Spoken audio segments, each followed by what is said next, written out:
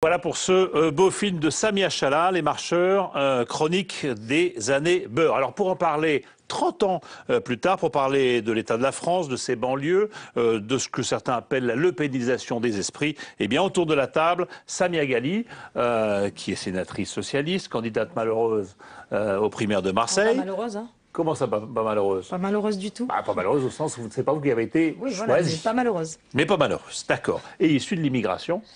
Parce qu'on en parlait là avant de commencer l'émission, toutes vous racontiez vos histoires. Farid Laouia, vous êtes l'ancien porte-parole de La Marche. L'un des porte-parole. Vous êtes originaire de Sétif, vous êtes arrivé à l'âge de 2 ans en France, c'est ça? C'est ça. Et vous nous raconterez un petit peu comment vous avez vécu tout ça. Et vous êtes directeur de ludothèque aujourd'hui à Lyon. Samiraj Belkacem, vous êtes sociologue à l'école normale supérieure de Paris. Vous êtes originaire du Lot-et-Garonne. Et puis Aziz Seni va nous rejoindre. On le connaît, il est originaire de Mantes-la-Jolie. C'était un politique. Il fait partie de l'UDI. Et c'est aussi un entrepreneur qui a écrit son dernier livre. Ça s'appelle L'ascenseur social est toujours en panne. Toujours. Il y a du monde dans l'escalier. Voilà. Il nous rejoindra dans un instant. Mais d'abord, Samia Chala, on commence avec vous, puisque c'est vous qui avez fait ce joli film, c'est un beau film, sincèrement. Il y a d'ailleurs un film de Jamel Debbouze sur la marche qui va sortir, une fiction qui va sortir en salle pour commémorer toujours cette marche. Et je vous signale enfin ce livre qui s'appelle La marche pour l'égalité et contre le racisme d'Abdelali Hadjat, qui est, d'après vous, la référence qui vient de sortir sur cette marche. Pourquoi ce sujet? Vous êtes une immigrée de la première génération, comme vous dites. Vous êtes arrivé en France il y a 20 ans. Oui, moi, effectivement, moi, je connaissais pas du tout cette histoire. Moi, je suis algérienne et je suis arrivée dans les années 90 en France.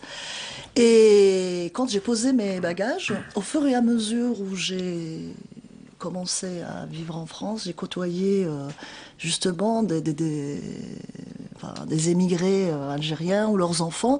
J'ai commencé à découvrir une réalité quand même assez terrible de l'histoire, de l'immigration algérienne particulièrement, mais maghrébine d'une façon générale. Cette histoire revenait, elle vous était racontée, on vous parlait oui, de ça? parce que j'ai rencontré des gens, j'ai commencé à m'intéresser, moi-même étant devenue émigrée, du coup c'est quelque chose qui me parle, quoi.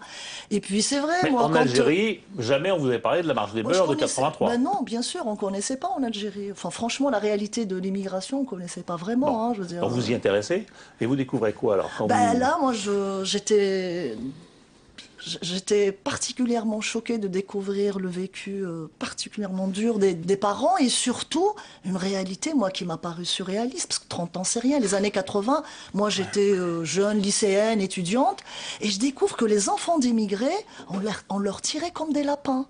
Je veux dire, il y avait un climat de ségrégation. Il y avait des crimes racistes à l'époque, dans les années 80. Et ça, moi, j'étais ahurie. Je dis, c'est pas possible.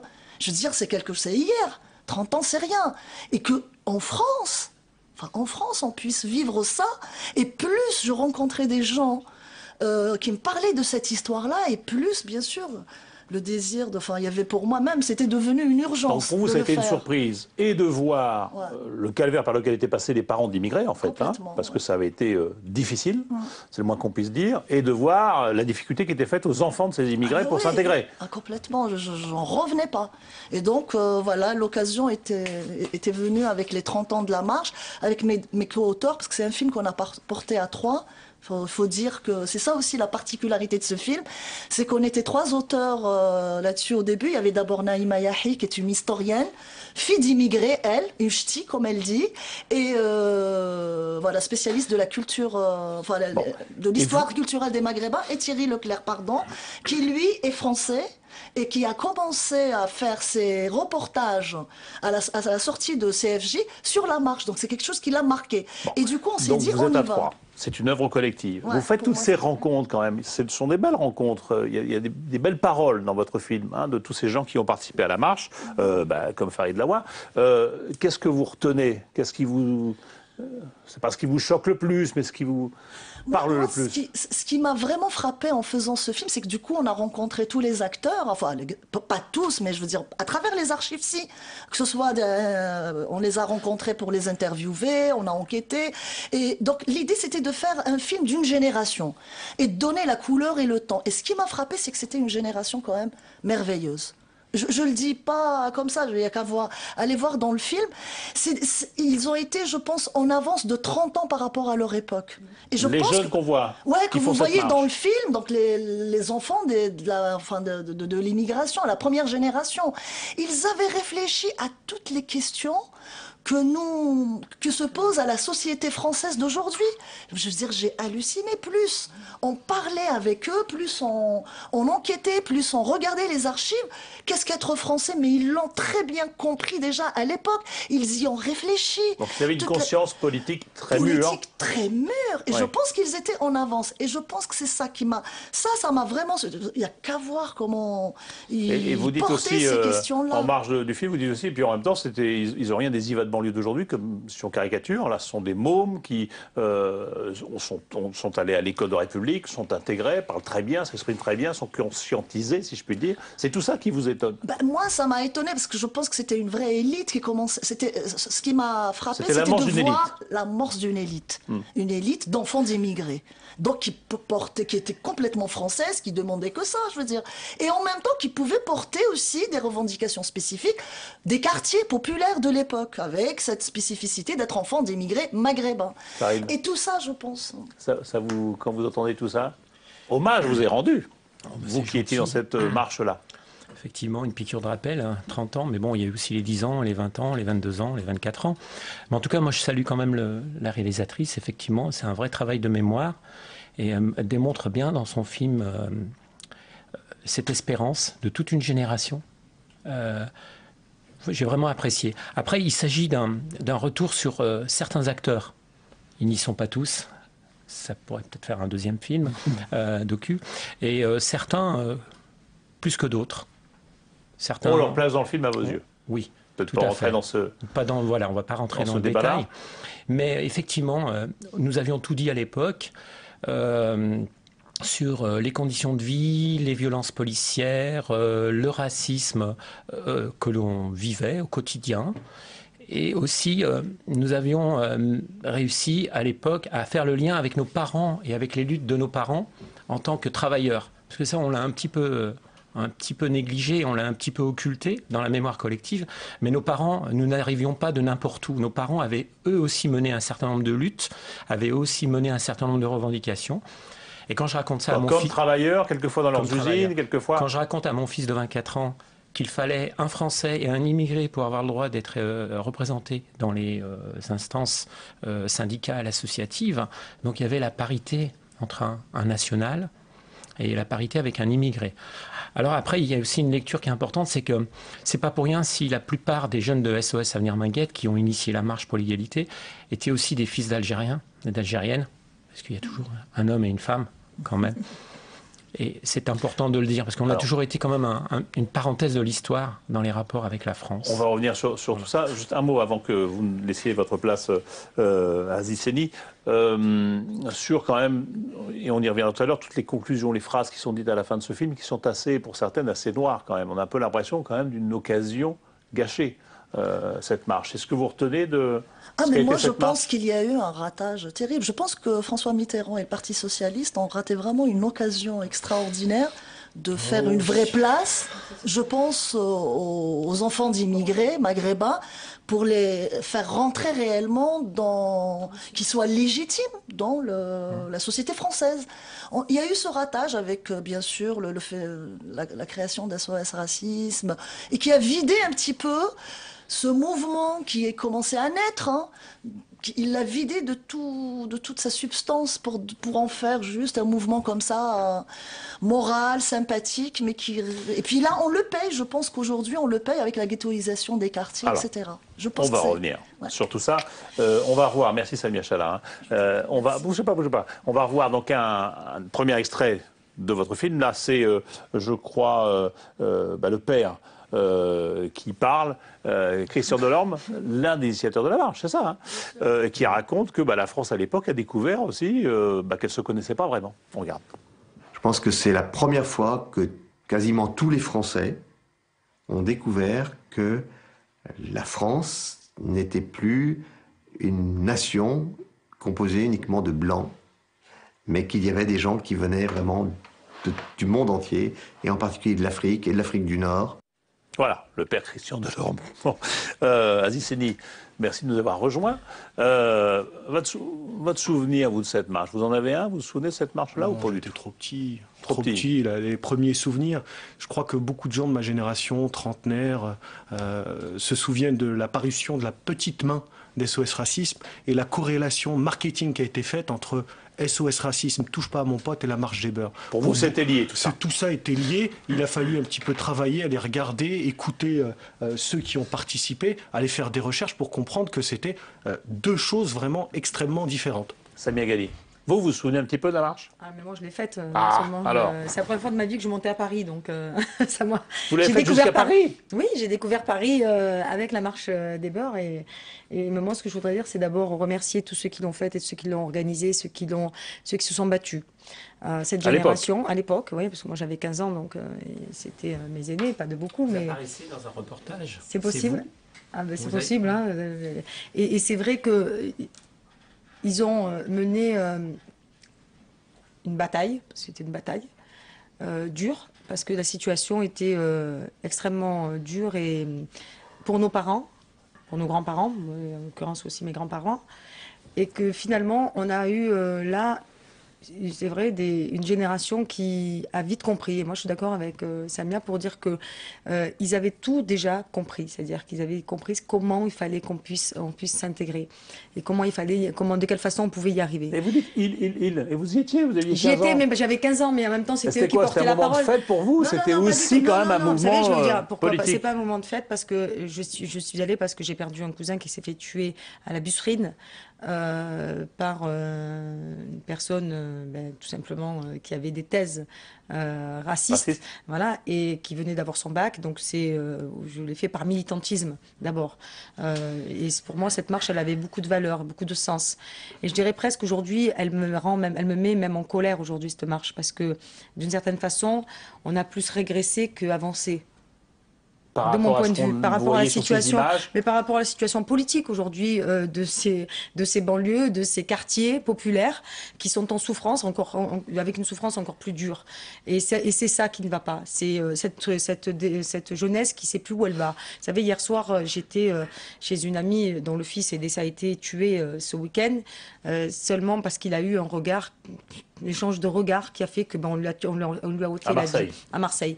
Et les mamans qui étaient là, en train d'accompagner cette dame, me disait, Madame Ghali, on va marcher. Et aujourd'hui, la marche n'a plus le même sens.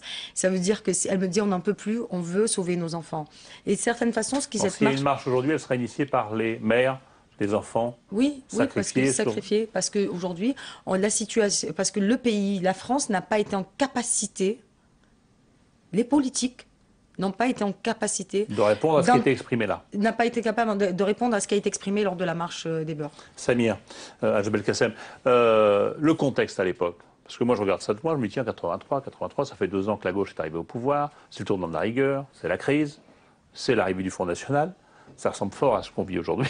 Donc, effectivement, hein, cette marche, elle prend corps dans une histoire. C'est un événement, et comme tout événement, il est important aussi de le restituer dans un contexte qui prend ses racines à partir des années même 60. Et des crimes racistes, il y en a de manière très importante, par exemple dans les années 70, déjà dans les années 73. Ce sont des ouvriers, ce sont des parents, entre guillemets, qui se font déjà assassiner, des jeunes aussi. Attendez, il n'y a pas tous les jours des gens qui se faisaient assassiner en France. En 73, on a quand même... tous les 3 jours à l'époque. Durant l'année 1983, d'après la liste que nous avons mise dans le livre de Bouzid Kara, qui est un des premiers livres sur la marche, des gens qui se font assassiner. Tous les 3 jours, des gens ont été agressés ou assassinés à cause de leur origine. Pour des motifs liés à leurs origines, leur apparence, couleur, vestimentaire, ou supposé être un voleur, supposé être un délinquant. 83, alors c'est quoi le contexte? Alors 83, c'est déjà, il faut se remettre dans le contexte de la banlieue lyonnaise, à Vénissieux, les Minguettes, dans laquelle au début justement du mandat socialiste, se déroulent des révoltes, des émeutes, comme elles sont appelées dans les médias.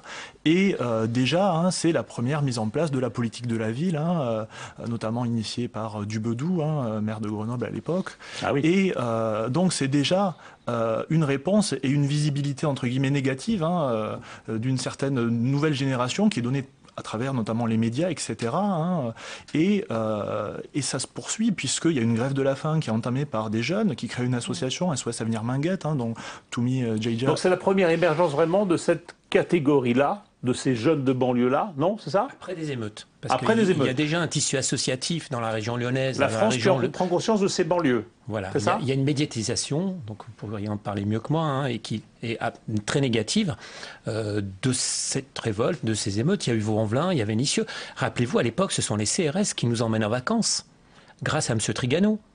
Moi, j'ai souvenir de descendre de l'Ardèche. Il y a donc anti-été chaud, voilà. Effectivement. Les opérations anti-été chaud. Ça commence à cette époque-là.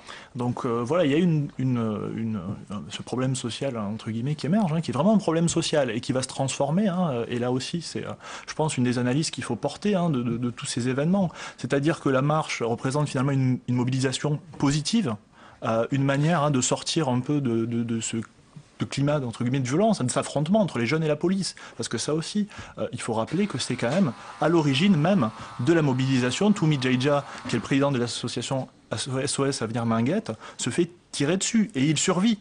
Sinon, il aurait pu être malheureusement des nombreuses victimes voilà, de ce qui est appelé déviance policière. Hein, Bon, mais c'est une démarche, vous dites, positive à l'époque. Cette marche-là est positive. Elle revendique quoi, juste? Vous revendiquez quoi? Alors, on dit égalité, racisme. Voilà.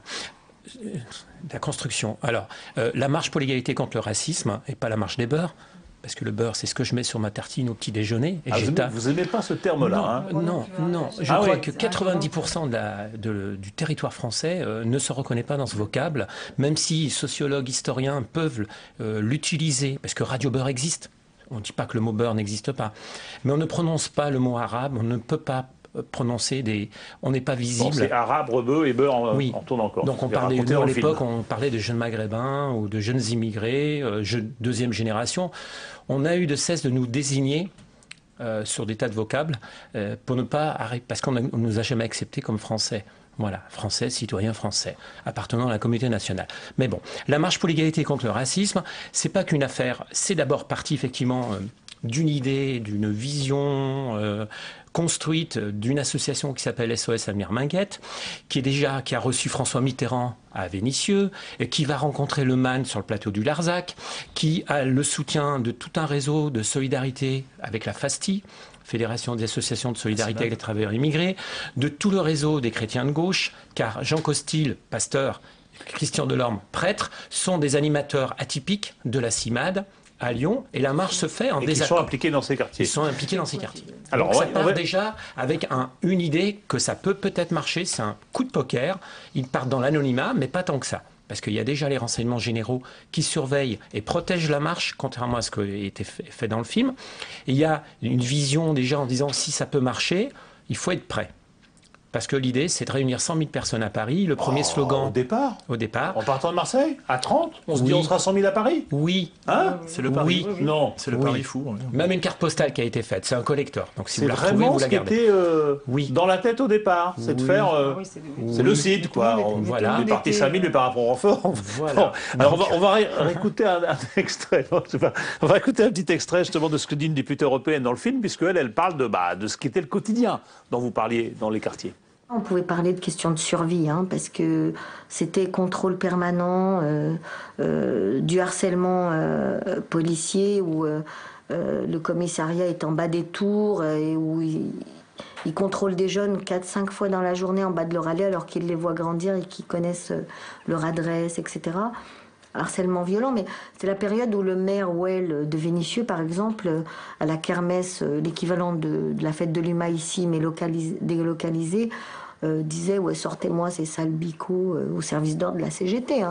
Voilà l'ambiance. Drôle d'ambiance, Samy Ghali, quand même, non? Oui, mais c'était une réalité, donc c'était une réalité avec laquelle il a fallu vivre. Et c'est pour ça que je tiens vraiment à rendre hommage à ceux qui ont su mener cette marche. Parce que pour l'égalité, et c'est vrai que moi aussi le terme de beurre je partage complètement, je le réfute complètement. Parce que beurre c'est pas vraiment français. C'était très parisien d'abord, ça déjà c'est parisien. Voilà. C'est un terme parisien et que c'est vrai que on l'utilisait qu'à Paris déjà.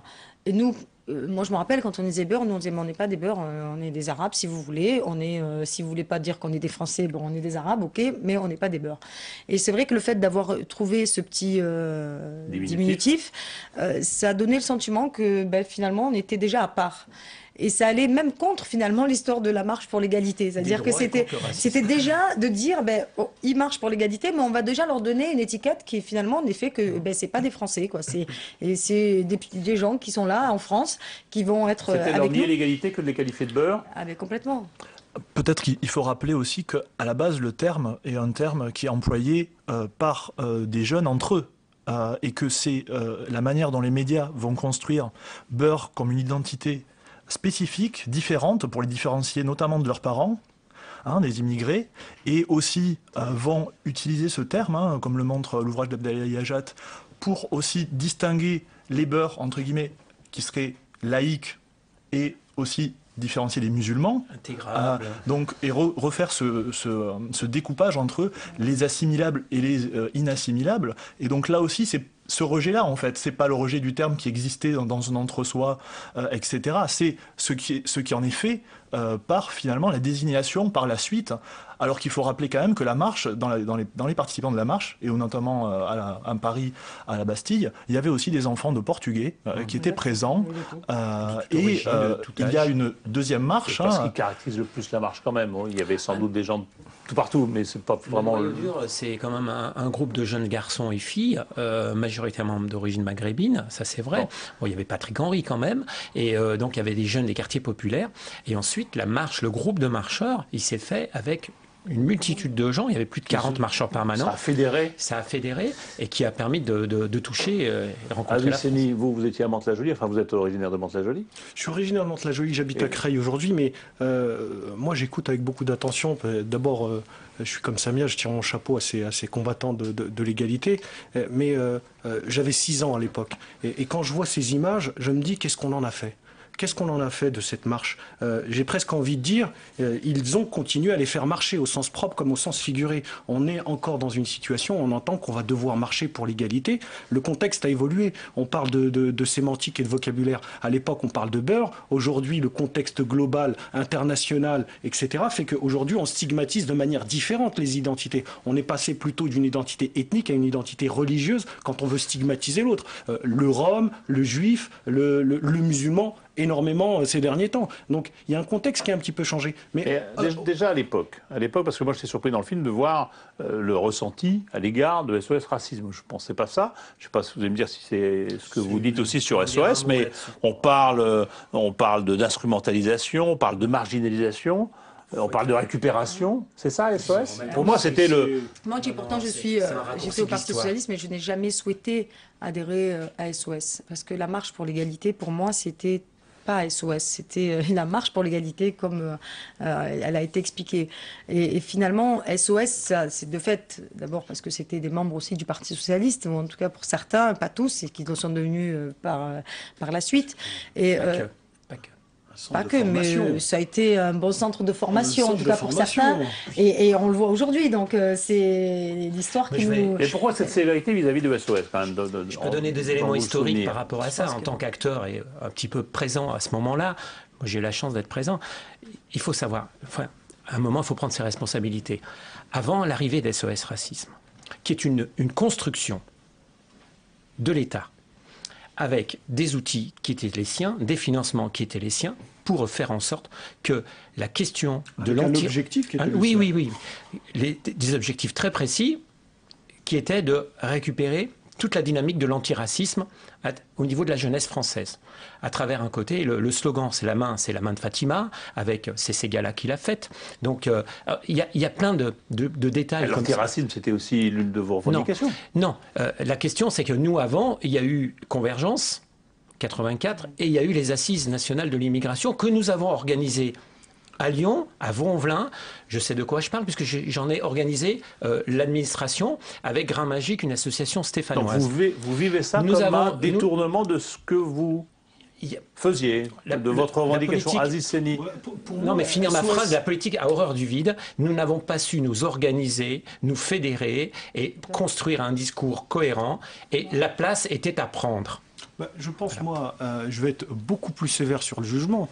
J'ai l'impression qu'il y a eu une préemption de la part de l'État. Tout à l'heure, j'entendais que les gens qui avaient marché étaient une élite potentielle qui démarrait et qu'on n'avait peut-être pas su les prendre. Moi, je dis simplement qu'il y avait une vraie volonté de casser le mouvement, de le récupérer, de le structurer et de l'orienter politiquement.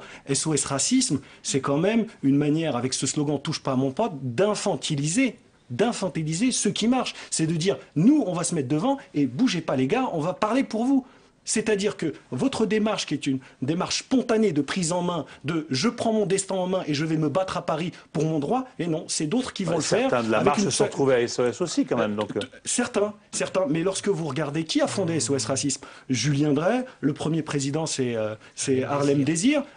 Vous parliez de l'entrée du Front National, la création d'SOS Racisme. Est-ce qu'il n'y avait pas là aussi une volonté de la part de Tonton, comme on dit, d'avoir un outil supplémentaire pour faire monter le Front National? C'est des questions qu'on peut se poser en matière de stratégie politique. Il y a eu France. L'analyse est bonne ou elle est l'analyse est dure, mais et en même temps, il faut se remettre effectivement dans le contexte, comme c'est rappelé dans le film. C'est-à-dire que effectivement, il y a cette velléité, je pense effectivement, du Parti socialiste de avoir un mouvement, peut-être de jeunesse, mais au moins un mouvement autour de l'antiracisme qui potentiellement, draine de nouveaux militants, de nouveaux cadres, etc. Mais derrière ça, effectivement, il y a des revendications qui sont oubliées. Et c'est la marche pour l'égalité et contre le racisme. Mais là, on garde la deuxième partie, contre le racisme.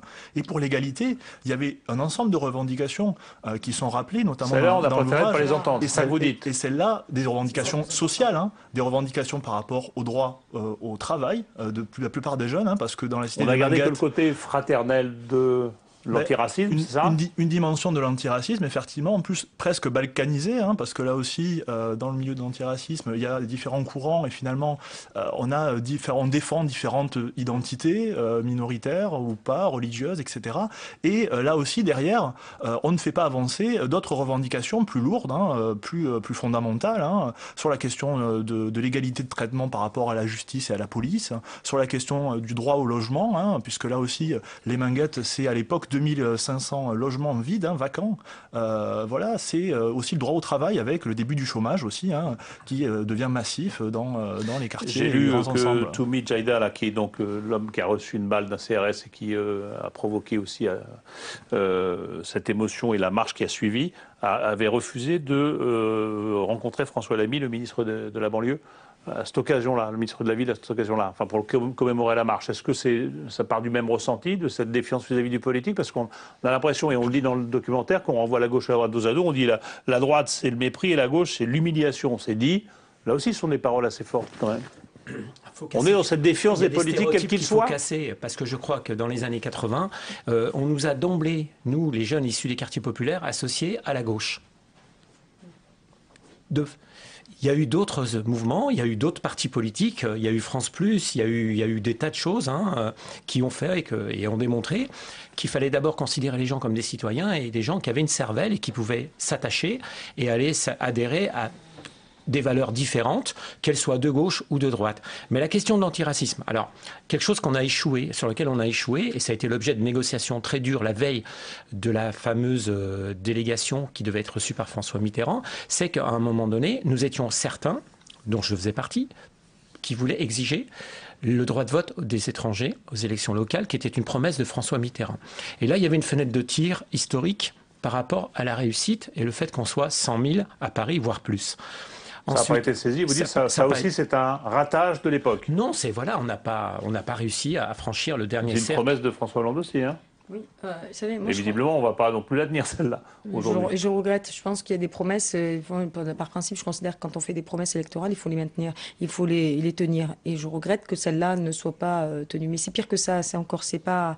Je dirais presque c'est pour qu'on puisse déjà accepter le droit de vote aux immigrés, il faut déjà reconnaître celui des Français issus d'immigration. D'abord. Voilà. Alors, je vous propose un troisième extrait parce qu'on va s'interroger sur ce qui s'est passé depuis la marche, ce qu'elle a changé et à quoi ressemble la France aujourd'hui. Parce que quand même, il y a des relents aujourd'hui qui nous interpellent aussi.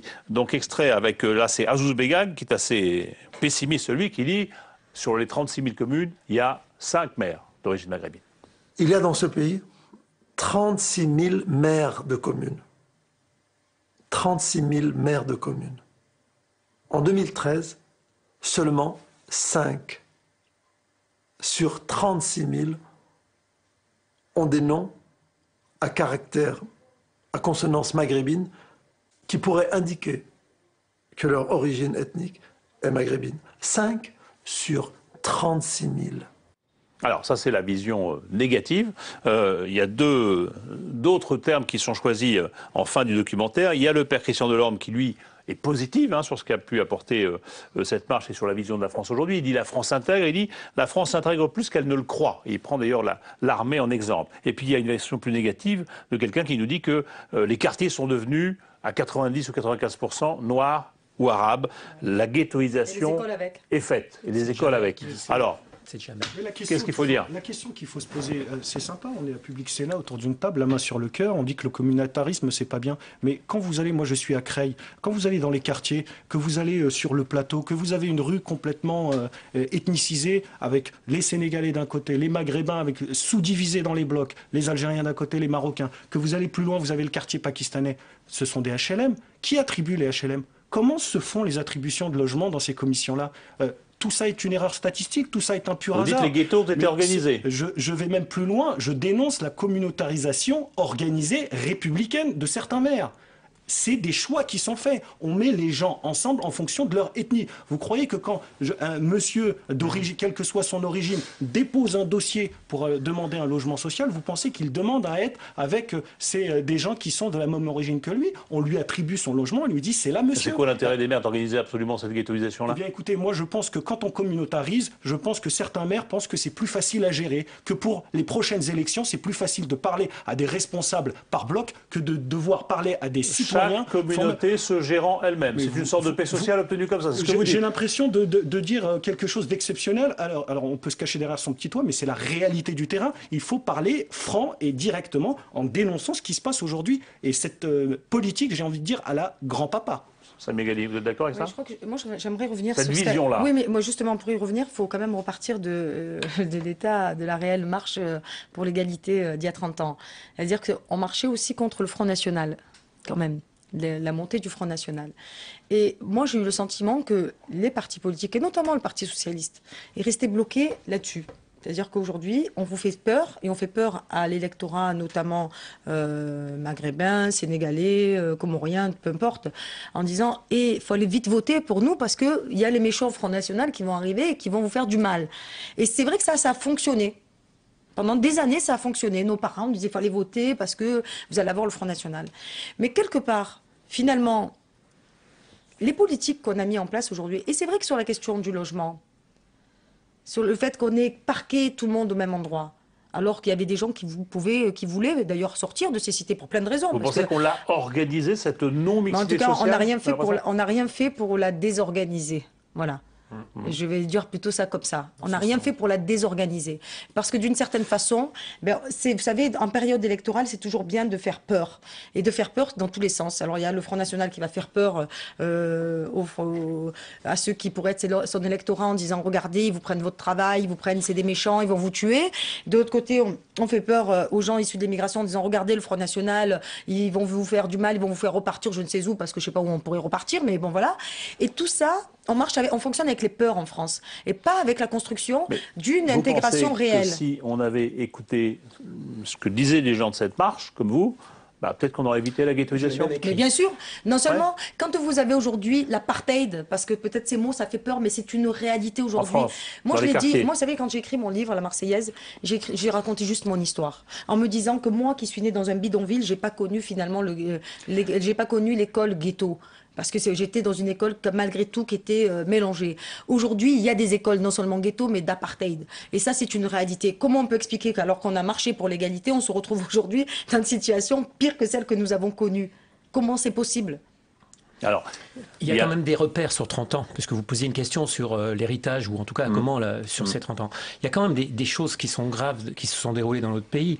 C'est que après la marche pour l'égalité contre le racisme, jusqu'à la fin des années 80, on a une sorte de non-retour sur la représentation politique. Il y a très très peu d'élus dans les mairies. Pour reprendre ce que disait M. Begag, qui est pas très bien placé pour parler sur ce sujet-là, quand même. Mais ce qu'il dit est vrai dans le sens où il y a eu très peu de place faite par les partis politiques républicains, de droite comme de gauche, à ceux qu'on nomme les Français de la diversité. L'élite, elle existe, les ingénieurs, les avocats, les médecins, etc., originaires de l'immigration, ça existe ou pas? Ce n'est pas le champ de la représentation. La bourgeoisie, elle existe ou pas? Oui, mais l'Assemblée nationale, le Sénat... C'est plus facile de gravir les marches, l'escalier social de l'économie, d'arriver, d'être chef d'entreprise, d'intégrer, parce que l'analyse qu'on fait de vos compétences, de la productivité que vous pouvez avoir dans une organisation économique n'est pas celle, ne répond pas aux mêmes logiques qu'un parti politique. Les logiques dans un parti politique, la progression dans un parti politique est beaucoup moins forte, beaucoup moins rapide, beaucoup moins logique, et il y a encore des conservatismes très très forts dans ces partis. Est-ce que vous êtes un de ces visages-là? Question. Par rapport à la vision de l'homme, est-ce qu'effectivement la France n'est pas en train d'intégrer plus qu'elle ne le pense? Je vais vous donner un exemple. Il n'y a pas très longtemps, il y avait une primaire citoyenne à Marseille. Ah. Non, je prends l'exemple, cette primaire citoyenne, elle demandait... Par hasard. Voilà, par hasard. Non, mais parce qu'elle est symptomatique 30 ans après quand même. Je peux vous dire que moi, je sais ce qui s'est passé quand même dans cette primaire. La primaire citoyenne, j'étais candidate, j'arrive en tête du premier tour. Normalement, logiquement, c'est ce qu'on demande d'ailleurs dans le Front républicain. Il faut aller avec le premier qui a gagné. Et là, normalement, c'est ce qui aurait dû se faire. Le Parti socialiste, notamment le gouvernement, a organisé les choses contre, c'était tout, sauf Samia Ghali. Et vous dites parce que vous êtes issu de l'immigration. Tout sauf Samia Ghali. Mais quand j'ai entendu derrière, c'est un vote communautariste, alors que ce n'était pas un vote communautariste, c'est un vote des quartiers populaires avec un discours enfin, ils ont complètement adhéré au discours que j'avais tenu sur Marseille, parce que je connais tellement bien cette ville, parce que justement, j'ai fait la marche pour l'égalité et je savais d'où je partais pour arriver, et je savais où je voulais arriver. Ben ça, peut-être que ça a fait peur. Un mot sur l'islam. Un mot très rapide, parce que est-ce que la France intègre mieux? Oui, mais ça dépend les domaines. Dans le domaine économique, beaucoup de choses ont été faites. Dans le domaine politique, il y a encore beaucoup de conservatisme. Bon, et sur l'islam, parce que c'est un membre de Zebda là, qui dit dans le film, l'islam est revenu dans les quartiers. Tout simplement parce qu'on nous a dit qu'on n'était pas chez nous et on s'est dit, bah, ce chez nous, on va se l'inventer. Et se l'inventer par l'islam. Vous êtes d'accord avec ça ou pas? C'est vrai. C'est vrai. Je vais vous dire, d'abord, c'est pas qu'ils se sont pas inventés. D'abord, quand vous regardez la marche, je ne sais pas si ça vous a frappé, mais d'abord, vous avez vu qu'il y a quasiment autant de femmes que d'hommes dans cette marche pour l'égalité. Elle pourrait plus avoir lieu aujourd'hui, cette marche? Bien sûr qu'elle pourrait avoir lieu. Mais ce que dans la même forme? Je pense qu'on n'aurait pas les mêmes visages. Voilà. Et aujourd'hui, c'est vrai que la religion, parce que quand on n'est pas reconnu dans une société, ben certains ont été cherchés là où ils étaient reconnus. Et peut-être que la religion les a peut-être plus reconnus que la République. Un travers que peut avoir notre société sur cette vision un peu communautariste d'organisation par ethnie dans certains quartiers, c'est que certains extrémistes se nourrissent de ça. Regardez, ils ne veulent pas de vous. Regardez, on vous met ensemble. Regardez, vous ne trouvez pas d'emploi. Regardez où est-ce qu'on vous met, où est-ce qu'on vous loge, etc. Et ça nourrit les extrêmes. Je vais poser une question qui peut paraître choquante. Je veux dire, la religion, elle est la conséquence de tout ça? Ou elle est aussi à l'origine de cette ostracisation plus grande que vivent les quartiers? Moi, je pense que sur la religion, il faut quand même aussi porter un regard à peu près bienveillant. Pourquoi la religion serait-elle un problème en soi ou l'indicateur d'une quelconque problème d'intégration? Moi, il me semble qu'il y a quand même des logiques sociales qui sont beaucoup plus fortes, notamment quand on parle de ségrégation. Il y a 69% des Français aujourd'hui qui disent qu'il y a trop d'immigrés en France. Donc il y a quand même, ça n'a jamais été aussi important, si j'ai bien compris, d'après le chiffre qu'on m'a donné. Donc il y a un ressenti. Alors il faut la définition. Qu'est-ce qu'un immigré? Est-ce que c'est une carte de séjour? Est-ce que c'est d'apparence immigré? Moi, je fais attention avec les chiffres. Qui a parlé de Français d'origine musulmane? J'allais y venir. Voilà. Il y a un glissement. Je suis désolée, mais à un moment, on ne peut pas leur reprocher de s'identifier à une religion, alors que c'est l'État français, c'est-à-dire le président de la République de l'époque, Nicolas Sarkozy, qui leur a oui, non, mais peu importe que ce soit compatible avec la République. Non, mais ce que je dis, c'est que c'est pour dire que c'est de part et d'autre. Je ne sais pas, vous voyez, j'essaie vraiment d'être objectif dans ce débat que nous avons. Donc, mais moi, ce que je dis, c'est que le président de la République de l'époque, Nicolas Sarkozy, a parlé de la jeunesse musulmane, alors que c'est une jeunesse française. Après, avec des orientations musulmanes pour certains. Et ça, c'est un discours qui, aujourd'hui, a été construit. Parce qu'on arrive au terme. Sur la question de l'islam, je crois que c'est comme comme tu disais, c'est quelque chose qui est incroyable. On parle de Français. On parle de la jeunesse française, d'une partie de la jeunesse française. Et systématiquement, et ça fait depuis la fin des années 80, parce que j'ai pas fini mon intervention tout à l'heure, on a eu un glissement sémantique qui est quand même gravissime dans un pays comme la France. Première guerre du Golfe, on nous désigne sous le vocable de Français musulmans. Deuxième guerre du Golfe, on nous désigne comme communauté musulmane au sein d'un État qui s'appelle la République française et où le culte est régi par la laïcité. Vous dites le communautarisme, on vous y a poussé? Non. On l'a construit d'une certaine façon. La société française, l'État français l'a construit à travers la relégation urbaine, à travers ce que vous disiez, la segmentation des populations. Est-ce que l'islam, dans ce cas-là, il sert de ciment après ce communautarisme? Les islams, il y a l'islam de nos parents qui était invisible, il y a l'islam culturel, l'islam identitaire qui, effectivement, fait partie de la personnalité d'une partie de la jeunesse française. Et il ne faut pas en avoir peur. Bien au contraire, il faudrait que l'islam de France s'organise, s'ouvre et que la société française se rapproche et en tout cas s'intéresse à l'islam. Moi, je voudrais revenir quand même sur la question qui a été abordée juste avant, mais pour revenir aussi sur la question de l'islam, c'est-à-dire la question de la ségrégation. Elle se pose d'abord d'un point de vue social, et c'est parce que finalement la question de ces justement de pourquoi on pose l'islam comme un problème, c'est aussi parce que on a du mal à résoudre d'autres questions plus lourdes, plus sensibles, plus fondamentales. Je veux dire, la ségrégation, ou le communautarisme, entre guillemets, parce que moi je pense qu'il vaut mieux parler de ségrégation, elle est d'abord sociale, et justement la question de l'élite, c'est aussi un rapport communautaire. Si on pense une base et une élite, on pense aussi qu'il faut un représentant de l'élite pour une forme de base. Un tout petit mot sur montée du racisme et sur votre vision aujourd'hui de la France après ces 30 ans. Vous êtes optimiste, vous êtes pessimiste, vous êtes inquiet, vous êtes quoi? Moi, je pense que Marianne est une maman qui n'est pas raciste. Mais dans ces 60-65 millions d'enfants, il y a quelques racistes. Oui, mais pas plus aujourd'hui qu'hier. Pas des racistes. Le vote Front National aujourd'hui, on le voit, il y a des analyses sur le sujet, c'est un vote de ras-le-bol et de colère. C'est pas Mike Pence sur les cheveux. Faut pas stigmatiser les électeurs du Front National. Je crois qu'ils sont très en colère. Et d'ailleurs, pour rebondir sur ce que disait Samia tout à l'heure, vous avez dans les électeurs du Front National, c'est pas forcément des gens blancs aux yeux bleus. Vous avez des gens qui sont issus de toutes les communautés. Et j'en rencontre moi à Creil sur le terrain qui votent Front National. Et c'est peut-être ça aussi la nouveauté. Un tout petit mot pour finir là-dessus. Et on finit. Sur la question la montée du Front National, je vais vous dire, je crois qu'il y a une montée, je ne le présenterai pas comme ça. Voilà. Je pense qu'aujourd'hui en France, il y a un racisme que l'on tolère et un racisme que l'on ne tolère pas dans tous les partis politiques. Et c'est bien là le problème. Merci beaucoup, merci à vous tous. Désolé, on est au terme. C'est toujours trop court ces débats-là. En tout cas, c'était intéressant de se remémorer ce qu'a été cette marche et le chemin qu'a fait ou que n'a pas fait la France depuis 1983. Voilà, merci à Aurélie Dafas qui a préparé ce débat. Je vous rappelle que la semaine prochaine, vous retrouverez Claire Barsac pour un débat autour de Berlusconi et que vous pouvez bien sûr d'ici là nous faire part de vos remarques, de vos suggestions en nous écrivant. Voilà, bonne soirée sur Public Sénat.